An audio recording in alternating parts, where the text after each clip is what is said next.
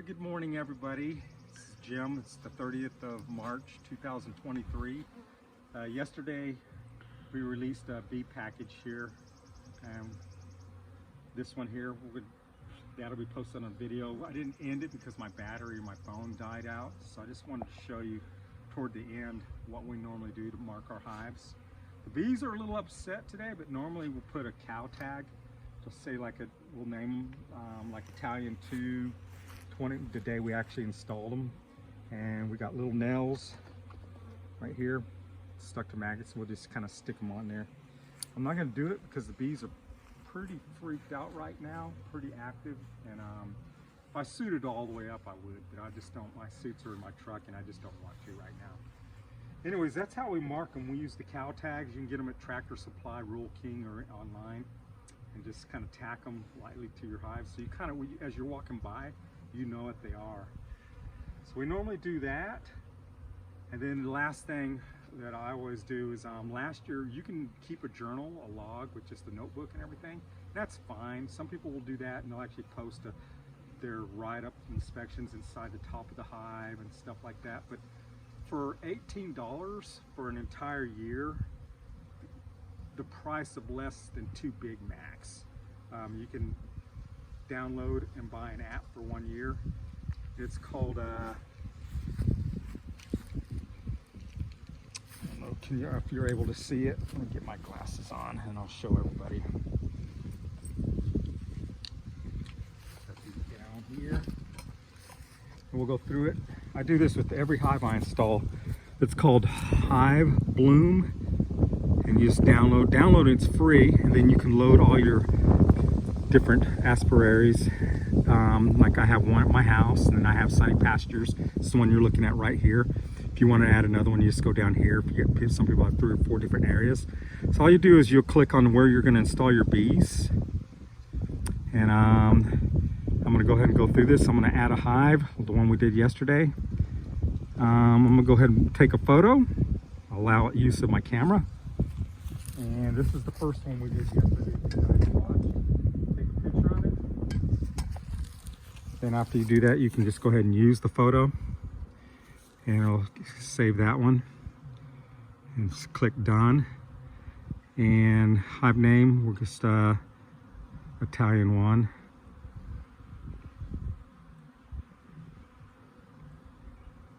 Space and then a 1. Select breed. These are Italian. Next breed, we got some Russians coming in the next few days. Hive type, click down right here. It is a Langstrom. Right there, it's a deep, and we'll add that hive right there. So they're just kind of walking through. Never inspected because we just installed it. So let's go ahead and we did yesterday when we installed it. I'm going to consider that an inspection. So let's go ahead and add that. Yesterday they were pretty gentle. They weren't too bad. 100% considering what was in. Queen was spotted. Yes, in a little box. Brood, no, because they're a package of bees. Disease, none. Pest, none yet. Queen cells, not yet. Probably next inspection, hopefully we'll see queen cells. That's the biggest thing we'll be looking for. Weather yesterday when we installed them was probably around 55. Hive weight, we installed 3 pounds.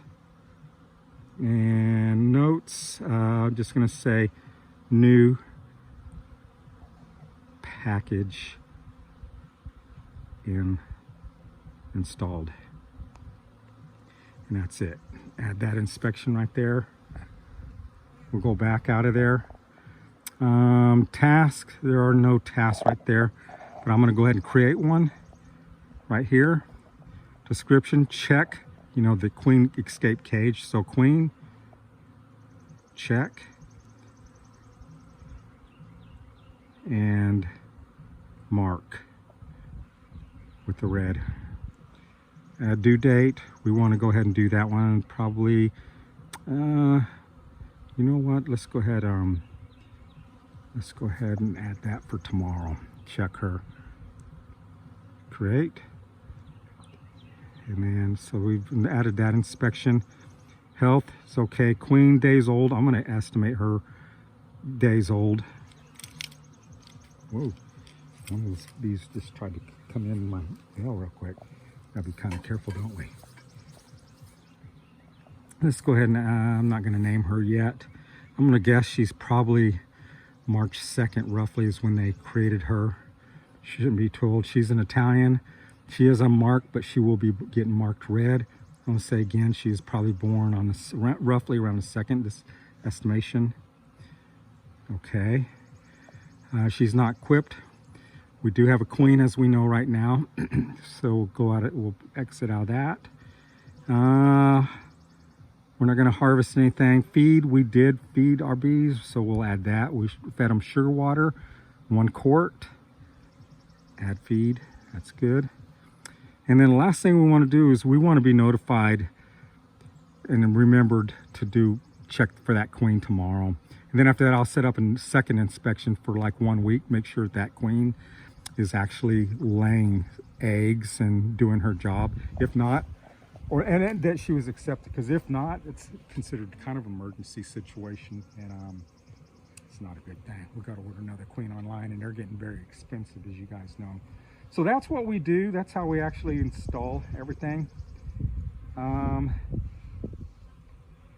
When this website, when it's connected online, it'll actually show you pictures up here of what your hives actually look like. For whatever reason, you know, we're out in the countryside right now, but it's like it has to go up to the cloud to the website, and then it'll download pictures of your queen. We'll take pictures of her, or have a picture of the front of the hive that we did. It'll have pictures of anything you want to put into it. You can run this on an iPad, you can run it on your computer, the program. It's all the same on your phone, it's all interconnected. If you buy the app, you can allow other people access to it. You just control it, because if they go in there and they can really, you want to make sure they're not going to mess everything up, all your inspections, everything, because if they do, it's going to be very hard to fix, especially if you start getting a whole bunch of hives and stuff like that. For $18 a year, that's money well spent to stay really organized. The only other thing, as far as organization and stuff, you can see I've got a cheap little Harbor Freight belt. So I can carry my little spreader right here, my queen marker. I can carry extra queen cages and stuff like that. You can order these little magnets right here, or go to Harbor Freight. They're just a couple of dollars. Stick little miscellaneous tools on there. And I mention this stuff because you can really save money. You can go to Amazon and buy larger magnets that just clip into your pocket, and they'll hold hammer or whatever you want to hold on it. And my hive tool, I just put magnets inside the pockets here and just let it stick. There are belts, as a lot of you guys have seen. They're bee belts, and they're just to hold your hive tool. But they're very expensive. They've got a magnet inside of them. Hey, you know, these $30, $35. Harbor Freight, you can buy the entire system, customize it, buy their cheap little magnets for under the price of one of these. So I want to mention, if you really need, getting these can be quite expensive. So you want to try to keep all your costs down the best you can. Anyways, that's about all I have, you guys. I appreciate it. Just wanted to mainly show you after we install a package or a nook, a swarm. It's all done the exact same way. There is no real difference. You know, we do open up the app and we will actually take pictures, we name everything, and it keeps it organized. The app also, it'll geo-reference with satellites where your hive's at too. If you want, you can print out barcodes, stick those on there too. So as you go through with your app, you point it, that hive, it'll bring up all the data. I think it's a little bit much for us, but so we're just gonna name them and do our inspections that way. But if you had like 1,000 hives, you can actually just go through, point your camera, it'll tell you everything about that hive, the name, when installed, is it queen, is she marked, has she got any diseases or anything like that. Anyways, I hope everybody's doing well. There'll be a lot more videos on how to build swarm traps, and because a lot of them we're building, we can afford to lose them if somebody steals them or anything like that. Because so there's about over 30 of those. We're going to build a bunch of nooks, because we're going to be doing some queen rearing and everything. Because there's no guarantees. These packages we just installed, I don't know if the queen is accepted or not. She get killed off, you just don't know. And I got a bunch of them at my house too.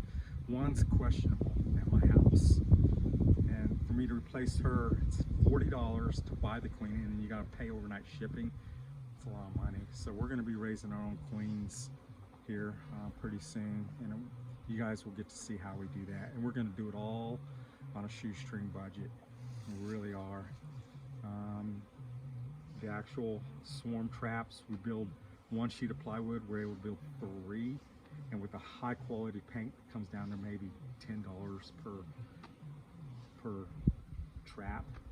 And then the nooks, we'll build four of those with a 4x8 piece of plywood, and we'll put a quality paint on those too. And we'll start doing queen rearing. And you can overwinter bees and all. There's no limit to what you can do with a bunch of nook boxes. We'll build deeps too. I don't have the plans for those, but I'll be showing you guys. We built stands here. You can fit as many as 4 deeps on them, but we're planning on just putting 3 deeps, 2 on the ends, 1 in the middle. That way, as you're doing inspections, you can actually pull off your deeps or your supers and then have space to set them between, so you're not actually putting them on the ground. You can just set them. They're 24 inches high. Just set them, so it's easier to work. And all that was planned by people. Beekeepers have been doing all this for many years. They're older and they don't like bending down to the ground, so I just took all their ideas. Same thing with the swarm trap. That's scientifically engineered, 40 liters to catch more swarms than anything that's out there. So we'll let you know if we get lucky. Anyways, you guys take care. Be safe out there. World's getting a little crazy.